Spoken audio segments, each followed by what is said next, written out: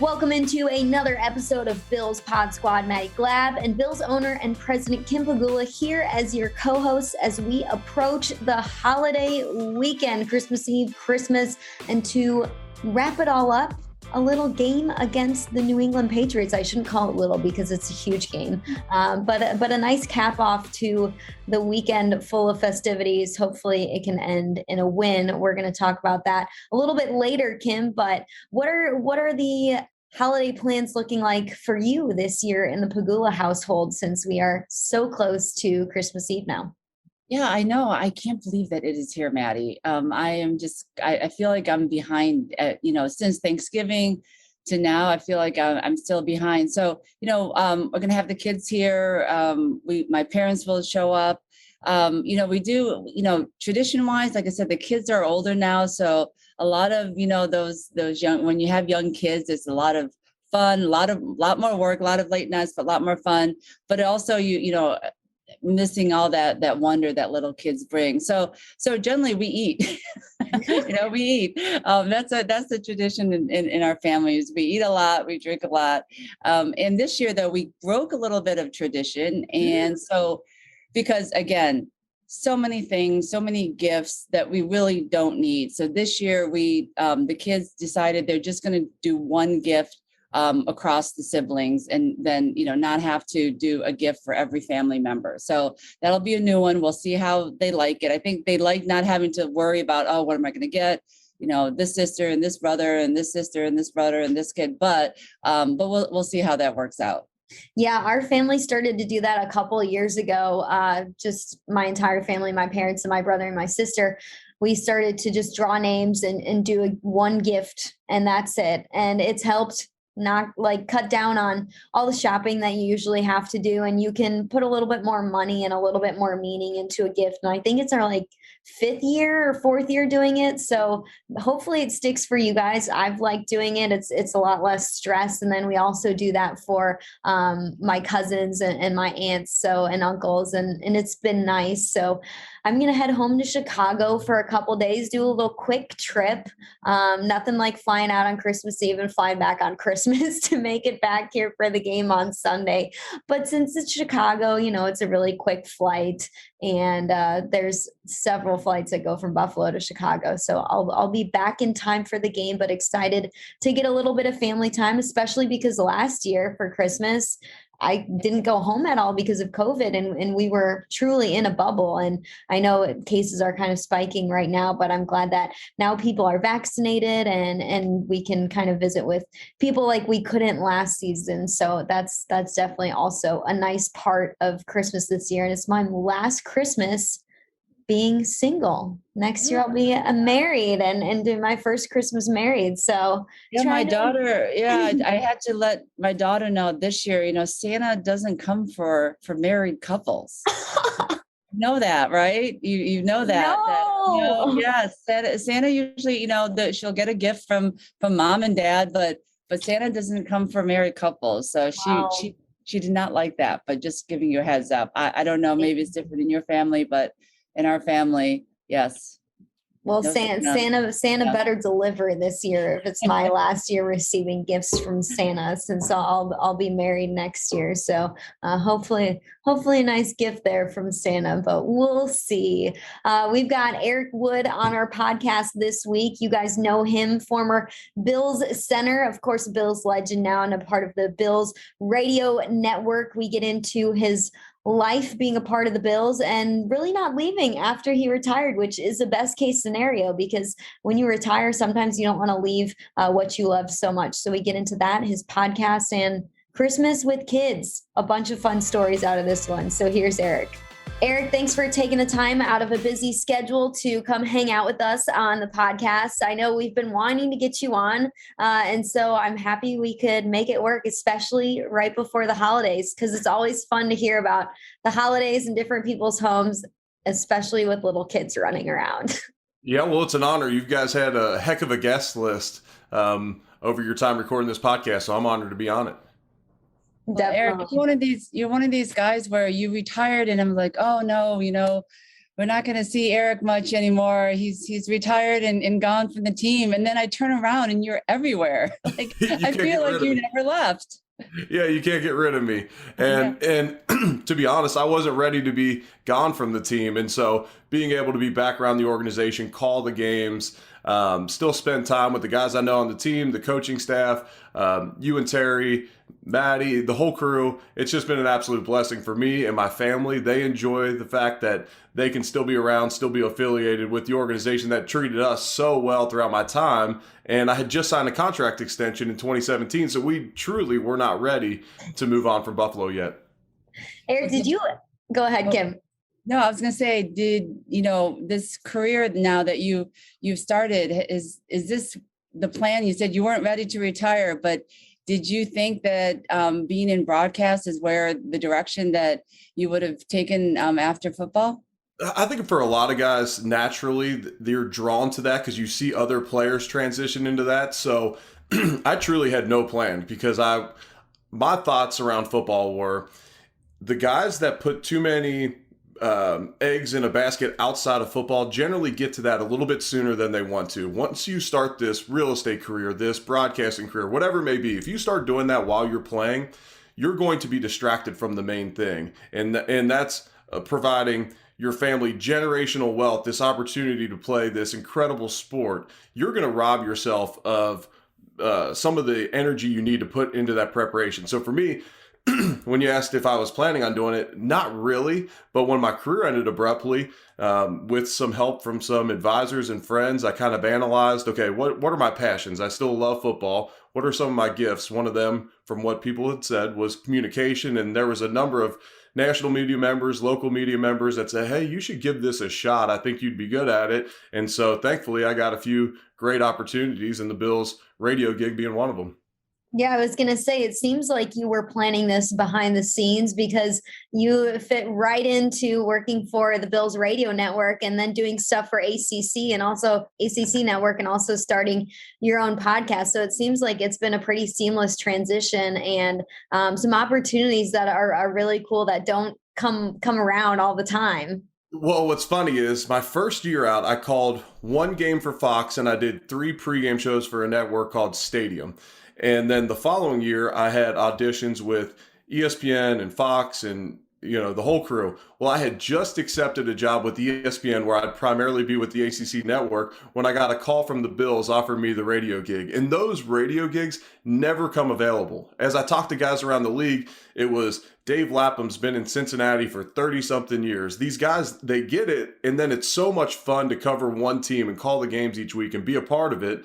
Even if it's a small role, you're a part of the game day experience. You don't really give it up. So when that came, I went to Leslie. I said, well, I can't quit on ESPN, but I think I'm going to take this one as well. And so she obviously lets me chase any dreams I ever go after. And so had that been reversed, it may have just been the Bills gig. But for 2 years, I did both and then decided ultimately that I enjoyed the Bills gig more. Yeah, that's really great. I mean, being a part of a team you played for so many years and then being on their radio network sounds like, the perfect life in a lot of different scenarios for several people who aren't ready to truly walk away from the life they've been living and the place and the people they've been surrounded by since they came out of college, for you being on one team your entire NFL career. So what's been the best part of getting to be the radio analyst for the Buffalo Bills, a team that you absolutely love and called home for so many years? Probably the fact that they're so good now, because me and John and Sal always joke that we sound a lot better during Bills wins. And that's any broadcast crew. When you're affiliated with one team, when they win, you sound good. When they lose, get ready because your Twitter mentions are about to blow up and they'll bring up how you fumbled over your words in the third quarter, or, John might not have seen a touchdown fast enough, whatever it may be. And so the fact that the Bills have been so good has been a ton of fun. I'll say a lot of the experiences away from the game have been truly special as well. We had a great night in Jacksonville this year with Terry and Kim and a number of members from the Bills organization. And then it's after home games. I still go back to Elio DiPaolo's or Mulberry or some of the restaurants we still used to go to. So the on-field product being good is great. And then just still having some awesome off-the-field experiences as well along with it. Eric, is it hard? Sometimes I'm in the suite right next to you when you're calling the game. Is it hard? You played as a center, you saw so much of the game that do you see things on the field before and then like have to catch yourself like, oh, I can't say that because I know in our suite, Brandon and Joe and Brian and Terry, they're calling stuff like before I see anything happen. Do you find yourself doing that as like watching as a fan and an ex-player before being a broadcaster?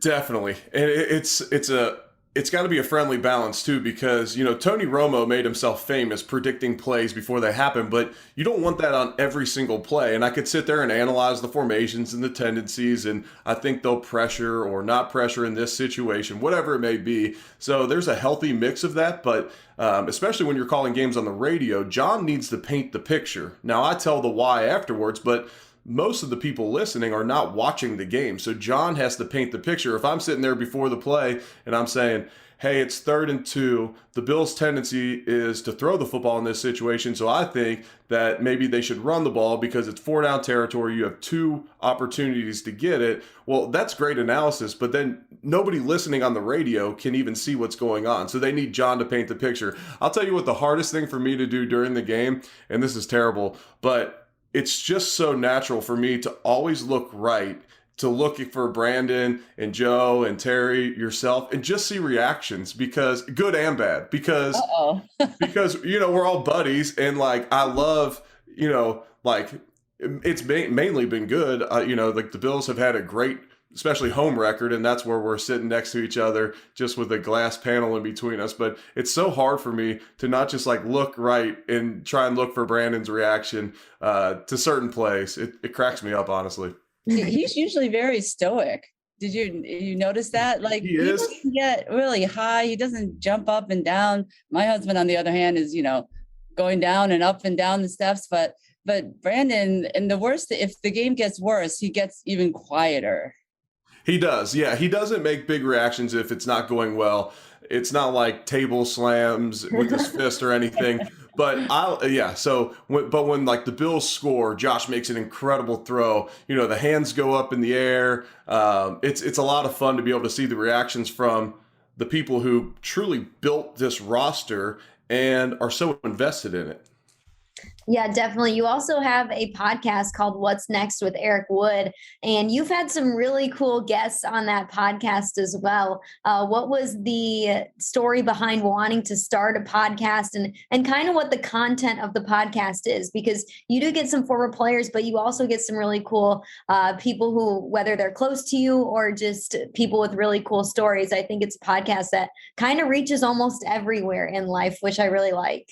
Yeah, and that was kind of the point of it. And Kim herself's been a guest on it. And I appreciate those kind words about the podcast. And so when I was transitioning out, before I got any broadcast gigs, I felt like I needed to kind of create some content, put myself out there a little bit. It's a natural avenue to start a podcast. At one time, there was 100,000 new podcasts being started each week. And so it's a very crowded space, but the main thing was to just start creating some content. And so the theme of What's Next with Eric Wood was basically me trying to figure out what's next for me. And now that's kind of evolved into how do you make your what's next in life your best yet? Because whether it's transitioning from football, whether it's big transitions because of COVID, a death, a loss of a relationship, a job, whatever it may be, we're always changing and facing transitions in life. So how do we make the most of it? And I've just had the most remarkable time just learning from individuals. And it goes everywhere from a professional sports owner to a pastor at a church to a former teammate or somebody I competed against in the NFL to Hall of Famers to coaches, GMs. It's just fun to pick people's brains, ask them similar questions, because most of the people all the people that I've had on the podcast have some level of success. And I always define success as not just pure financial success, well-rounded success in all buckets of life. Because I truly want to learn from those people to be able to follow in their footsteps. And it's amazing how similar a lot of the same principles are. Surround yourself with the right people. Work ethic is key. It might be morning routines. It's never settling. It's constantly reading, constantly learning, whatever it may be. There's so many similar themes, and it's just been fun to go on that journey for about 2.5 years now. Have you found that, in your retirement life, I feel like what's it been, 3-4 years? Yeah, 2017 was the last one. So I think this is my 4th season out. All right. Yeah. It seems like I said, because you are around, I see you on the field at all the games and on the road, that I feel like you haven't quite left yet.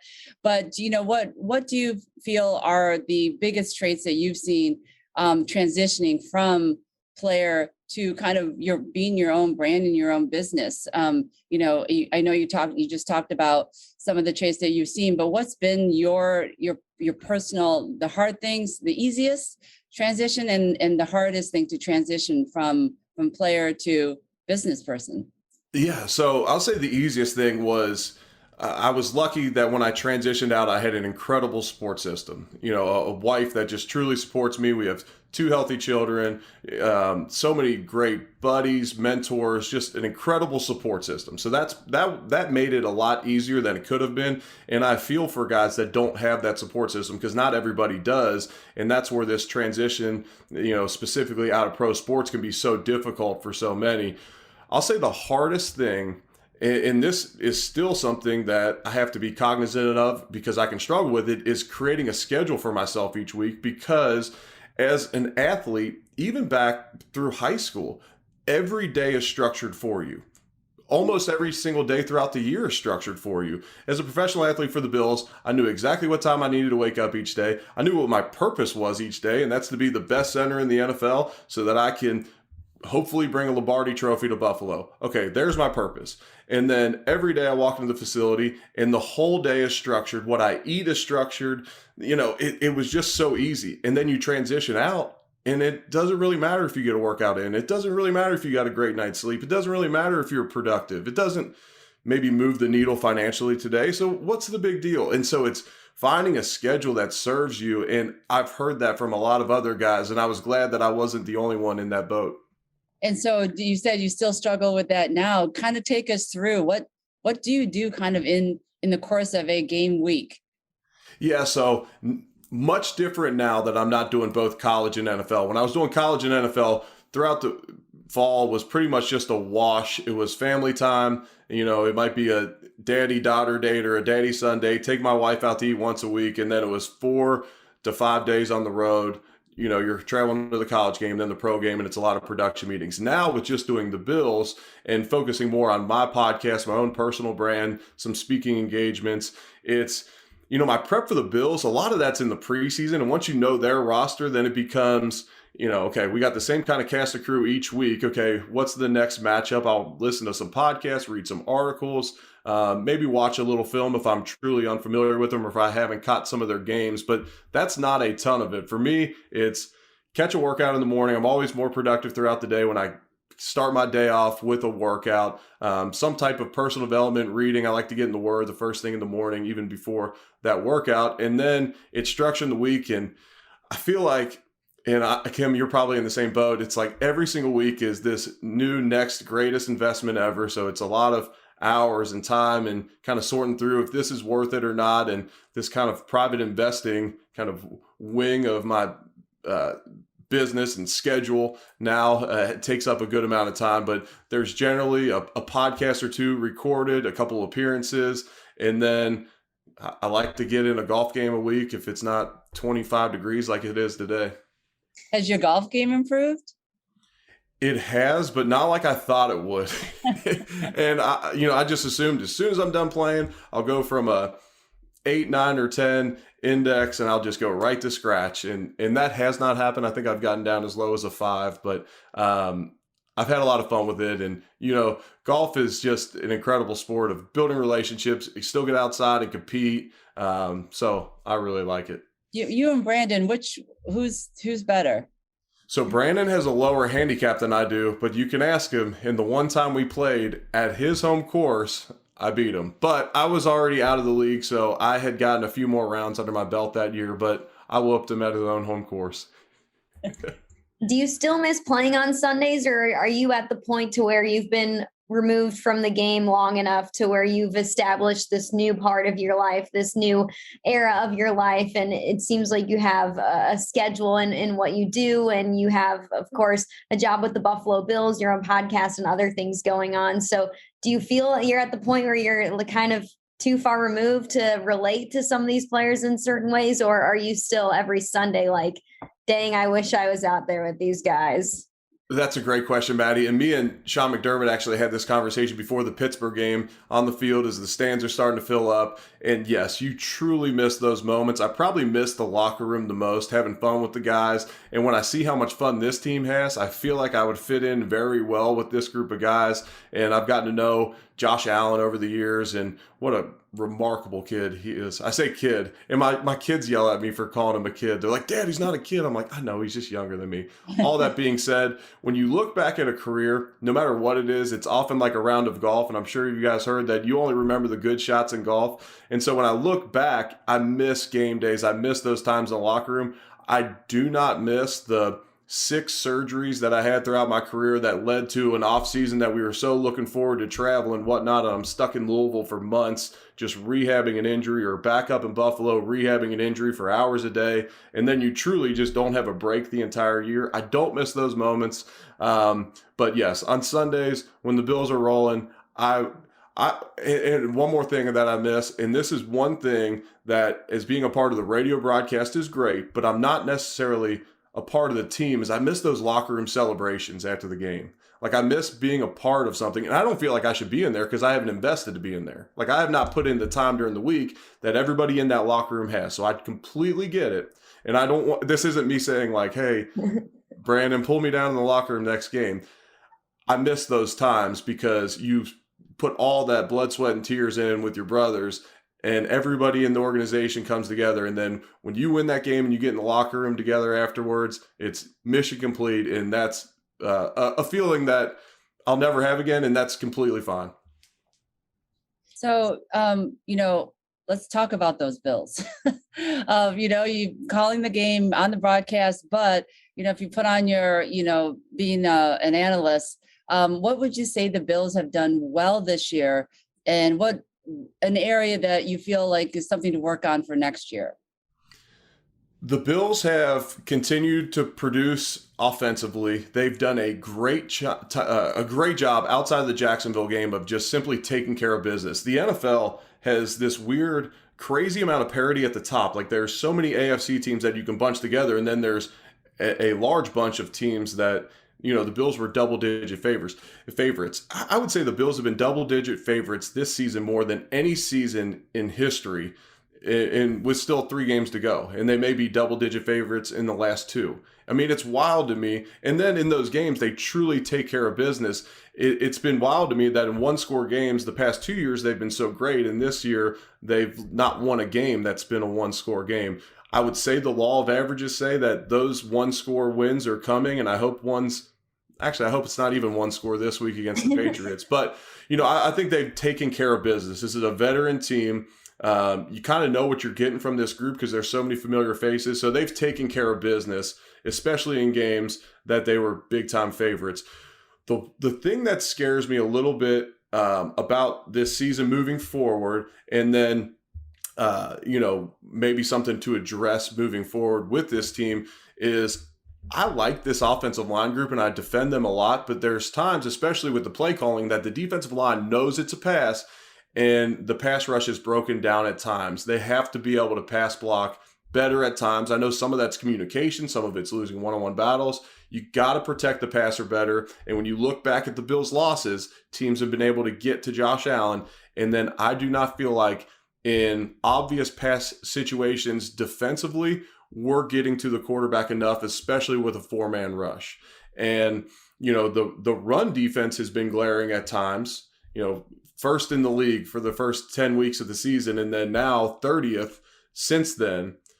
But I just feel like, to me, even more important to that, which causes more turnovers and everything else, would be able to get to the quarterback with a 4-man rush in an obvious pass situation.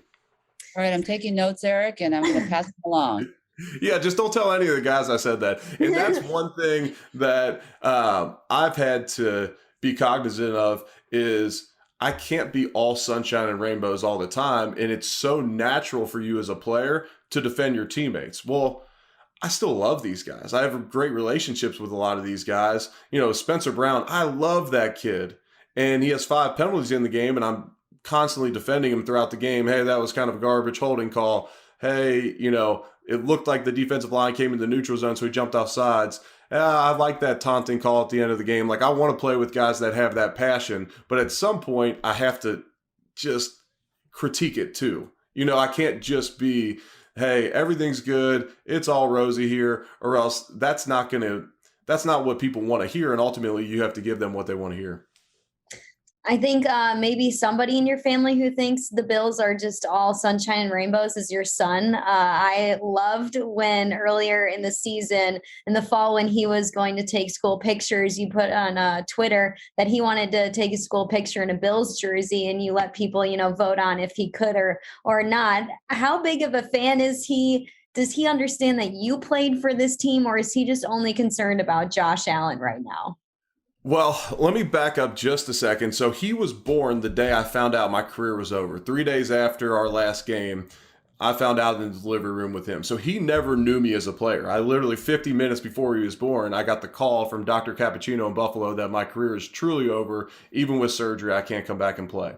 And so he never knew me as a player. He understands a little bit that I played for the Bills, and he'll look at my scars all over my legs from surgeries and say, "What are those from?" And I say, "Well, Daddy broke his legs playing for the Bills," and we'll have those conversations. My daughter understands a little bit more. She's 6, but my kids love the Bills. They're obsessed with it.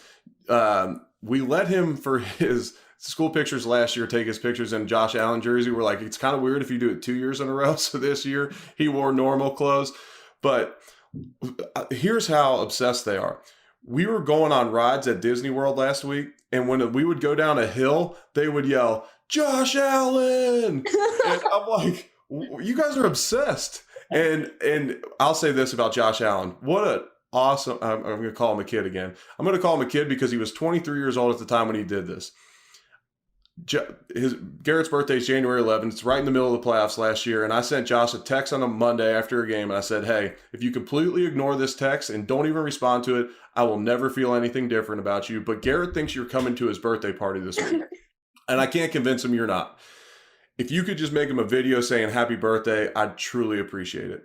Josh Allen just sends me a video. "Happy birthday, Garrett. It's incredible." He then shoots me a text really quick and he says, "Wait, don't show him that one. I can do better." He then sends another video that was better, and he's kind of walking around the locker room and other guys are saying happy birthday. I'm like, that's the type of person that's the type of guy that guys rally around. That's why everyone on that team loves playing with Josh. Yes, he's got a cannon for an arm. He's competitive. He's got great running ability. He's smart. He can process well. He has all the things you want in a quarterback, but as a person, why they rally around him is little things like that. And so I'm completely fine with the obsession now after Josh did that. And we love Mitch Morse, but is part of you like, dang, I wish I could block for this dude? Yeah, and I was extended before the 2017 season, knowing that we were likely taking a first-round quarterback the next year, and I would be the guy to kind of nurture and mentor that young quarterback. And then whenever my career ended, I would kind of have something in the NFL that was a piece of me that I mentored. And Deion Dawkins kind of plays that role because he was a rookie my last year. He was over our house all the time for holidays and all that. And we're still close to this day, but that could have been my guy. And I'll never forget, I'm down at the Masters. This is before the draft. And I'm down at the Masters with Ryan Fitzpatrick, and a lot of the CAA guys were hanging out. And I got to hang out with Josh Allen for a few days. And I texted Bean and I said, "I'm not sure your opinion on Josh Allen. And I have not watched his film. I've seen highlights and whatnot, but I haven't watched his film." But I said, he is a guy's guy, and he has that it factor in a room, and he was young at the time. And I said, he can command a room, and I said, I will feel there will be a pit in my stomach if you all draft him. I'm just going to throw that out there. And then the Bills draft him, and what he's done from a development standpoint to go last in the league in completion percentage, which a lot of people will tell you, like, everyone in the NFL has got a great arm. Can you complete balls under pressure? Can you be accurate enough? Because that's how you get first downs and score points. And then to be second in MVP voting the following year and be top 5 in completion percentage, that's unbelievable. And it's unbelievable because it's never been done before, but his work ethic is so strong. They put resources around him, bring in a lot of talent, offensive line in front of him last year. You know, there's a lot of factors in that, but I'm proud of that dude. And you mentioned the holidays. What are the holidays like here in the Wood household over the next couple of days? Of course, there's a game on Sunday, so I'm sure that kind of throws a wrench in the plans, but not something that you're not used to since you played in the NFL for several years as well. Yeah, for sure. And so I'll fly out Christmas night. You know, got to take a non-direct up to Providence from Louisville. So I'll fly out Christmas night, but my flight's not till like 7:10. So that'll be okay. I'll leave the house at 6 and just rush it. But we'll have a fun weekend. It's been great. I've had buddies that are back in town, so we catch up with them. And I was supposed to go to the U of L UK basketball game, which is a really fun rivalry tomorrow night. But now that game's canceled because of COVID, or postponed because of COVID. So change of plans there. But you know, the kids just have a ball. Both me and Leslie's parents completely spoil the kids. And I'm not sure when my kids won't listen to this podcast, but not I won't let them listen to it. But Garrett's getting like a motor. It's pretty significant, but like a motorcycle he can ride around the house. And then, you know, you live in Kentucky when your 6-year-old daughter's getting like this huge horse that you ride, but like as you like push down like you would on a normal horse, and you like, I don't know what you do with your legs. It drives, it's like it doesn't have a motor, but you can like fly on this thing. So that's how you know you're in Kentucky, when your daughter's getting a big old horse and your son's getting a motorcycle for Christmas. Yeah, I miss having those young kid days with all that excitement and that wonder on Christmas Day. All my kids are a little bit older, and so it's just, you know, more family time. But just like you said, that surprise factor is no longer there. So I really miss those days. And I don't like these. Maddy, I don't know about you. I don't like these Christmas Day games or the day after Christmas. It just, I don't know. It just, Thanksgiving, yes, but Christmas, I don't know. I know there's several games slated for Christmas Day in the NFL, but I am glad we are not one of them. Yeah, I agree with that 100%. And, you know, it'll give us something to watch on Christmas Day, but I feel for those guys and their families. Now, if you're the early game, then you miss like the Christmas morning with your kids. So many of these guys have families, and that stinks. If you're the late game, then you're gone all night. I was thinking maybe you could have Christmas dinner if you had the early game. Regardless, no, it's not fun playing right around Christmas. And then it's funny, like this holiday season, from the night before Thanksgiving till New Year's Day, I didn't really understand what it was all about, because even through high school, college, I was always playing ball, and everyone's like, oh, you gained 10 or 15 pounds through the holidays. I'm like, what do you mean? It's just a time of the year. You have 2 holidays that are spaced out a month apart. Like, how are you gaining 10 or 15 pounds? Oh, I get it now, because every single night of the week is a football game. It's a holiday party. It's a basketball game, a bowl game. There's a reason to eat bad and drink literally every night, from the night before Thanksgiving all the way through New Year's Day. I totally agree. There's always something going on during the holiday season, and you truly get a taste of it when you're actually out of the NFL, out of college football. Because, yeah, I mean, bowl games are on Christmas or Christmas Eve or New Year's Day or the day before, or New Year's Eve day. You know, it kind of spoils the holidays. So it's nice that you get to, like, you know, understand what all of us are doing by eating way too much food and all of that the whole month. But we asked Micah Hyde and Jordan Poyer this for our last question of last week's podcast. You got any tips for doing Christmas with little ones around?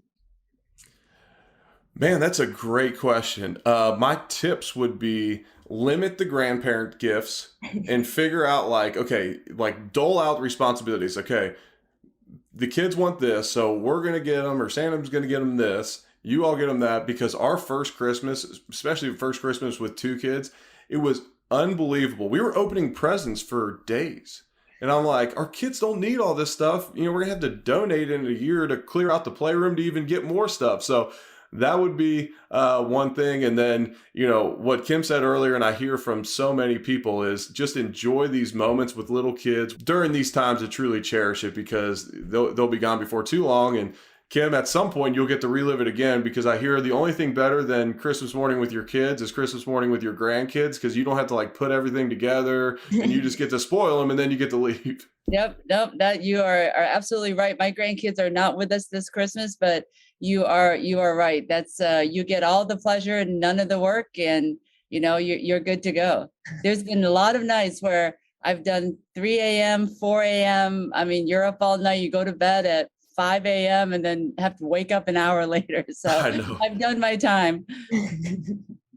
Well, Eric, we hope you have a wonderful Christmas Eve and Christmas, and hopefully an exciting game on Sunday to cap off the Christmas weekend against New England Patriots. We all know it's a big one, so hopefully it's a great one too. But thanks for talking to us for a couple minutes, telling us about, life out of the NFL and now a part of their Bills radio broadcast. We love having you around every single weekend. Like Kim said, it's like you never left. But that's a good thing. I was going to say, I hope you guys aren't sick of me not being around all the time, but you guys do a great job. Thanks for having me on the show. Hope you guys have a Merry Christmas, and man, it would be super sweet. It would make my Christmas season if the Bills get that win in New England this week. I agree. That's all I'm hoping for. So thank you, Eric. Merry Christmas. Yep. Thanks, guys. All right, Kim, all eyes are on this Patriots game. We knew these two games would be important, of course, because they're in the division. And I know I've said this before, maybe even last week, but when the schedule came out and I saw we played the Patriots in December and not earlier in the season, my first thought was, something's going to go down. These games are going to be really important. The Patriots are going to be a better team than they were last year. Obviously, they are. They invested a lot of money into the team during free agency with tight ends, with their defense, got a new quarterback in Mac Jones, and they have been playing really well towards the second half of the season. We know what happened the first time we played the Patriots a couple weeks ago, and hopefully weather is not a factor in this second game, so we can truly get a nice test for both teams, not something where rain or wind plays a factor in how you call the game and how you operate on the field. But this one is important because the AFC East title is on the line. Playoff hopes are still very much alive. So if the Bills can get the job done, the path is still there for them to win the division, which is what this team has been saying from the get-go this season. Was we want to be in a position where we can control our own destiny. And here they are in week 16 with the ability to control their own destiny. Oh yeah, I mean, definitely. But that's a lot of easier said than done. Too close. Yes, too close. I know the NFL sets up these divisional games at the end of the season to get that rivalry and that anxiety for fans, and it's definitely working. But we've seen so many different things happening, especially even recently across the NFL. Teams that with wins. I mean, even New England, was on a winning streak. I know they just lost this week, but even Miami is on a winning streak as well. Some crazy games going on, and a lot of very, very close records happening at the same time. So a little bit of luck has to come our way as well. But yes, I mean, listen, New England has always been kind of, in our division, the ones we're always trying to go after. This will be a big test. I mean, again, this is why you play football. This is, you want to be up against those, have to win those games, and it'll be a test for sure for our guys. And like you said, we control our destiny, and it's up to us, the team, the organization, to get to that finish line. Yeah, but we will see how it goes. It's going to be intense. I know you're going to be, peak stress, peak anxiety for this one, because that's how I will feel. And I know we share that. So yes, definitely. So, but you know what? there's nothing I can do at this point. So Exactly. Sit back and relax, Kim. It's all going to be fine. Well, I hope you have a wonderful Christmas Eve and Christmas with your family. And I hope we can cap off the weekend celebrating a win against New England Patriots, because honestly, that's my Christmas wish and nothing would be better than that. All right, Maddy, thank you. And thanks to all our listeners, and a Merry Christmas and Happy Holidays to everybody. Yeah, happy holidays, guys. We will catch you next week for another episode of Bill's Pod Squad. Thanks for listening so far.